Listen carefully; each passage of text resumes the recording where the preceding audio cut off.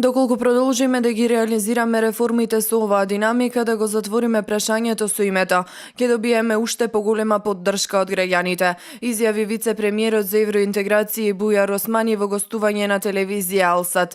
Одговарајќи на прашањето дали за решавање на спорот со името ќе биде распишан референдум, истакнува дека локалните избори биле референдумот. Dhe unë ju garantoj që po vazhduam me këtë dinamik, të realizojmë reforma, të mbyllim çështjen e emrit. Do marrim mbështetje edhe më të madhe nga qytetarët, se qytetarët kërkojnë problemi kryesor është çështja e emrit, si do mbyllet me referendum, si do zgjidhet. Mendoj që këto zgjedhje ishin referendum. Në këto zgjedhje ne paralajmëruam zgjidhjen e çështjes së emrit dhe i morëm këto numra. A nuk ishte kjo një referendum? Që i bie kjo se s'do ketë më referendum për emrin? A nuk ishte një referendum këto zgjedhje? Qytetarët danë mesazhin, jeni të guximshëm, keni vizion të qartë se ku doni ta çoni vendin në vitet të vijim?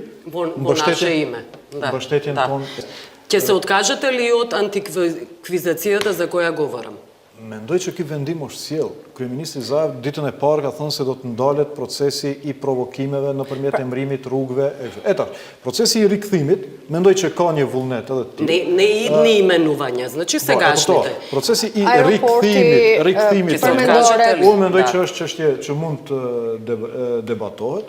Mendoj që ja vlen Bara Qiraz për të bërë edhe një vendime. Но сте подготвени за дебата и за отстапка. Така? Mendoj që Maqedonia ka nevojë një ditë e mëparë të bëhet pjesë e NATO-s dhe të fillojë rrugtimin serioz në familjen европијане. И додека едни предупредуваат дека е неопходна предпазливост во преговорите и воопшто во изјаснувањето за можните начини за решавање на овој спор, други велат дека тоа е тема за која воопшто не треба да се разговара и преговара. На граѓаните им останува да почекаат да видат дали и на кој начин ќе биде решен овој долгогодишен спор со нашиот јужен сосед.